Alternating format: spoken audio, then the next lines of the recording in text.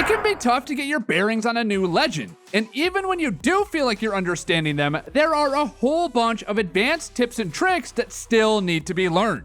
What's up guys, it's Valued, and today I'm going to be talking about 3 big tips for every legend. These tips will make you understand a legend more if you're new to them, and if you've been playing the legend a while, I bet you I have a few tips that you don't even know about. But guys, we have a lot to touch on, so let's get right into it. Where better to start than with the newest addition to the roster, Ashe. Her ultimate is a big aspect of what makes her strong, but make sure you're utilizing it with your team. If you're just solo porting everywhere, it's easy to get separated from your squad and end up in bad situations. If you want to make that play, communicate with your team and make it together. Her tactical is way stronger than you think it is. Her arc snare is like an ultimate nade that you can use to help you out in a ton of situations. The key to this one is to look to catch people off guard who are trying to hold an angle, trying to get away, or even use it on the ground near you to keep people from pushing. And lastly guys, make sure you're always scanning boxes with her passive and using that info to your advantage in other ways than just pushing. If you hit a few death boxes, it can help you understand where teams are rotating, and if you combine that with shots you're hearing or other types of scouting, you can really hone in on the whole flow of the map.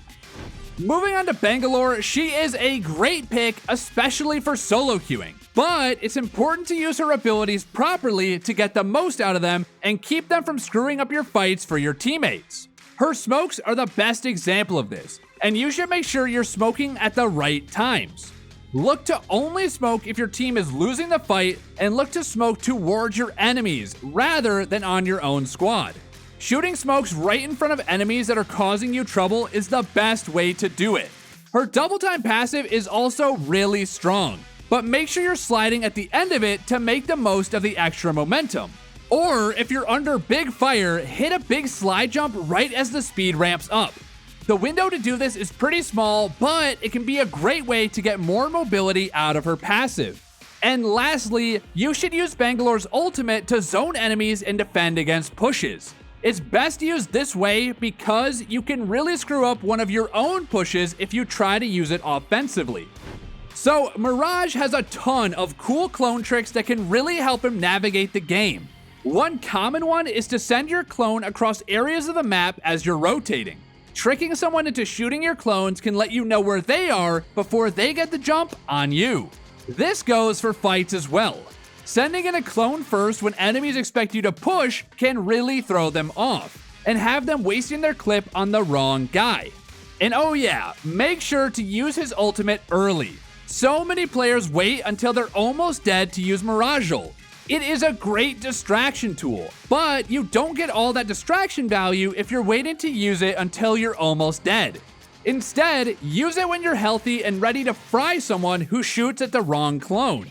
If you have great aim, this early use can let you destroy people. Speaking of great aim, how do you feel that your aim is? Because I know I feel pretty good about my aim because of AimLab. Booting up AimLab, playing a couple of drills, and then checking the analytics to see exactly what's off on your aim can help you out a ton. And when I've been actively playing AimLab throughout a week, I can just feel how much cleaner my shot is. If you haven't given it a shot yet, why not? It's completely free and it'll help you out so much. So make sure to check it out in the top link in the description below. Another aggressive pick, Octane, is also a pick that you do not want to be completely spamming abilities on. His stim can literally always be used, but you gotta be careful you aren't letting your HP run low. While he does passively heal, if you're spamming stim and coming into fights with half of your HP, you're setting yourself up for failure.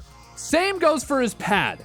While you can use his ultimate pretty frequently, it's not the same 60-second cooldown it once was. And since it's a lot louder now, you need to make sure you're not just gonna get beamed on your way in. Look to pad when you know enemies aren't able to peek you immediately. And make sure you're utilizing his passive for those little extra heals. If you're down a bit of HP after popping a bat, don't waste time with the syringe if you need to be ready to defend yourself. Or if you're low and don't have medkits, get part of the job done with syringes and let your passive handle the rest. The friendly robot himself is up next, and let's start off with his most impactful ability, his grapple. This thing should be used for way more than just swinging yourself places. The momentum can be used in a ton of cool ways. If you hit a slide on the ground fresh off a big grapple, you can get a lot of speed on a slide jump and even chain it into some other sweet movement options like a tap strafe or wall bounce. So my number one tip for Pathfinder mains is get creative with this ability because it's one of the strongest self-mobility options in the game. Now, another thing a lot of paths don't do is using beacons to lower his ult cooldown. I know, it's an actual passive, but make sure if you're playing Pathfinder that you're scanning beacons. And when using his ultimate, make sure you're mixing in some movement while on the zipline. You can get 3 zipline bounces before it makes you fall, so use these to make yourself a tougher target when zipping around. Moving on from the more mobile picks is one that really benefits from having those mobile legends on his team, Revenant. Picks like Octane and Ash can be really good at getting the most out of Death Totem, and this ultimate feels pretty lackluster if it isn't paired with some sort of mobility to get in there quickly. His tactical silence does just as the name states, locking enemies out of their abilities. You should look to lead fights with this before enemies get the chance to use any abilities. This can be really strong versus legends with important tacticals like Bloodhound, Wraith, and Gibraltar. And listen, Revenant mains, do not forget how high this guy can climb. His passive gives him quick crouch walk speed and a really tall climb. You can find some really creative routes to get into buildings or up to high ground, and it can really surprise enemies if you know the map well. Onto the explosive enthusiast, Fuse has got a lot of tools at his disposal, and one of the most powerful is actually his tactical. These knuckle clusters should be used constantly, and they're great for zoning even more than they are for dealing damage. Make sure you're always looking to use these as you enter fights because they're free grenades. And remember, they break doors super easily. Look to use his ultimate when your team is ready to capitalize on that information and zoning. The fire ring will keep people pinned down, and the info can really help teammates with other big ults like Horizon or Bangalore to get the most out of their abilities. And finally, commit to the role that Fuse excels at. His passive lets you carry a ton of grenades, so stock up on frags and arc stars and rain down the explosives. Oh yeah, and bonus point, if you run a rampage, you have a really easy time holding thermites, so maybe consider trying holding thermites with a rampage. Now, let's talk about Horizon. Her Grav Lift is a really dynamic ability, and you should be always thinking outside the box with it. From getting your whole team to high ground to using it to block off a doorway, it's a great ability for your squad and for cheeky repositioning in 1v1s. Her ultimate is really powerful, but a trick I really like to use is using it on yourself. If you're in a sticky situation and low on health, you can sometimes black hole yourself into a corner and heal up. Most enemies won't look for you in your own black hole, and this can be a pretty nice outplay. And her passive should be used constantly. You can take height quickly with her Grav Lift, and your passive should be used to jump from height often. You can really juke out players, and if they follow you, your gun will be ready much faster than theirs will. Valkyrie is another height-changing machine. Her VTOL jet should be used constantly to change elevation, and this can be a great way to keep players from catching up to you when you're kiting out a fight. Make sure to utilize the back and forth strafing in the air to get a little bit more height out of your jets. It can make a big difference in getting to the top of some buildings. Her ultimate is really strong for its team mobility, but it's also great for scouting. If your squad is within the ring already and not looking to relocate anytime soon, use her ult straight up into the sky and scout out surrounding enemies as you land back with your squad. It can be a great way to get enemy team positions, but also know it is revealing your position. Another great trick with her ult is to make sure you're on the highest ground possible before taking off. Skyward Dive puts you at the same distance into the air every single time, and if you're using it from high ground, you can cover a lot more distance. Moving on to the number one tracker in the game, Bloodhound. Their scans are really what makes them strong, but when combined with the rest of their kit, they are a relentless hunter. However, keep in mind that if you go around spamming scans, you are going to get spotted by other teams. That big orange scan is just as visible to other players as it is to you. Keep in mind that all of Bloodhound's abilities have animations. These can get you killed if you try to, say, scan when someone is rounding a corner on you, but this should also impact how you go about using them. For example, if I know someone is nearby and I'm gonna push them, I'll scan, then immediately pop my ultimate. This will have my ultimate animation going off as my scan is traveling, and it also lowers my scan's cooldown. This is just a little min-max trick that can help you squeak out a little bit more value. And lastly, make sure you're pinging the tracks nearby for enemies. If someone was nearby in the last 30 seconds, letting your team know that can make a big difference. The other scan legend in the game, SEER, can root enemy locations out, but also play pretty defensively. SEER's ultimate is great to counter enemy pushes, as you will know every nearby enemy's location if they keep sprinting at you. I really like using his ultimate this way because it can let you completely destroy a team that thought they had the upper hand. Another one is only use SEER's tactical when you know enemy locations. SEER's scan is way harder to hit than Hound's, and it has a longer cooldown. That being said, it gives you info on enemy HP, and this makes it better to use when timed with a push from your squad. And when using SEER's heartbeat sensor, don't forget to pay attention to it in fights. A lot of people are used to using it as they're moving through POIs, but it can also be helpful if you're, say, pre-aiming a door and you're unsure of which side the enemy is holding, or if someone's kiting you out and you don't know where they're headed. These little extra bits of info can help you win more fights. Crypto's drone is at the center of all his gameplay, and learning to use it well is a big aspect of this legend's skill gap. You should always try to have Crypto's drone out, but don't get caught up trying to micromanage it so much that you die. Your life is frankly more important than the drones, so if you get put in a bad situation, put the focus on your own character. Leading fights with EMPs can be devastating for the enemy team. This should be a play that you're always looking for, and it requires you to get your drone close to enemies often. Make sure to stay close enough that you can position for this play fast, but far enough that they aren't going to kill the drone. And if you end up far from your drone and needed to survey another area, always recall it. It's way faster than catching it up to you, and this mechanic should be used constantly to keep your drone nearby. While Lifeline doesn't have her battle shield on her drone res anymore, the res is still really powerful. Make sure you're always looking to instantly use it on downed teammates who are behind cover. This can often get a free res before enemies can push and add a much needed gun to the fight. Lifeline's new package also always upgrades your Evo based on the lowest squad mate's armor. This can help you get better armor throughout the game, but try to make sure you're all on blues before using it. That jump from blue to purple is much more valuable than the jump from white to blue. Also, save your white heals when you have a lifeline. Rather than always popping a medkit or all of your syringes, Lifeline's bot can speed up your healing a lot and save on the meds. LOBA the Loot Queen is up next, and consistent use of her black market is where a lot of her strength comes from.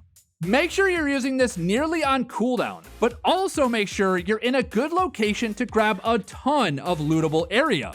You can save your team a ton of time in later rotations by quickly searching for worthwhile items and ammo, then moving on.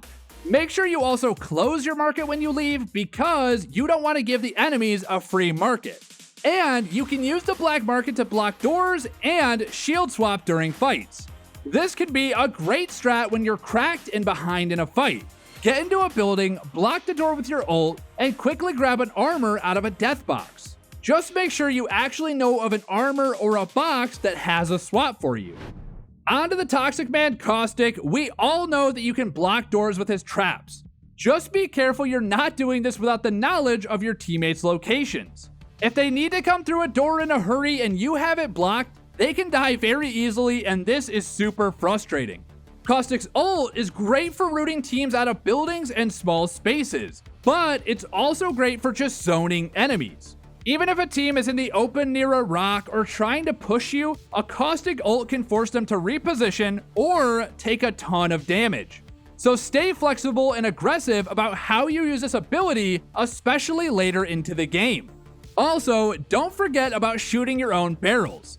This sets them off early and can be a great way to give yourself some time to heal or just an advantage in a close range fight. If you know you're getting pushed, this trick can help you get downs and disorient your enemies a bit.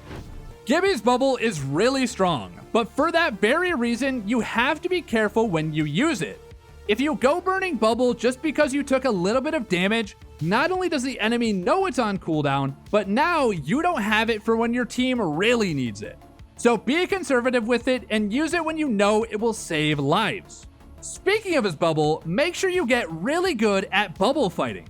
Knowing how to dominate with shotguns and getting used to dodging in and out of the bubble with good time to hit your shots is a skill that every Gibby needs to have.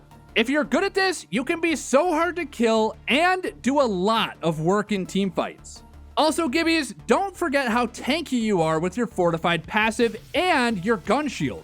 If someone challenges you in a head-on fight and you hit your shots, you can win a lot of gunfights. Playing around your gun shield and its durability can have you winning a ton of fights that you had no business winning. Moving on to Rampart, make sure you're blocking doors with her walls. You can lock down a building and make it really hard to get into. It's a simple but super effective way to use the walls. Make sure you're also not being over aggressive with Rampart. A lot of defensive legends can play really aggressive and get away with it, but Rampart and the next legend we're going to talk about really want the enemies to come to them. You have a lot of strength if enemies are trying to push you, so stick to what your legend is good at. That being said though, don't be afraid to abandon an area that you've spent a lot of time holding down. If the ring moves or you see a better spot that you could take, be proactive about taking it and setting it up. And last but certainly not least, we've got the static defender, WATTSON. If you need to make fences in a hurry, make sure to throw it on your ultimate so you have a lower cooldown. This can really speed up how many fences you can get up fast, and can have you in an electrically protected fortress in no time. On the topic of her fences though, you do need to get really comfortable understanding the ins and outs of the placement connections. It can be a bit odd to get used to how long they take to place down, exactly where they can be placed, and what the best way to go about placing them is. I would recommend spamming pub games with her and get a ton of reps using the fences. And finally, to all the WATTSON mains out there, make sure you're carrying ultimate accelerants.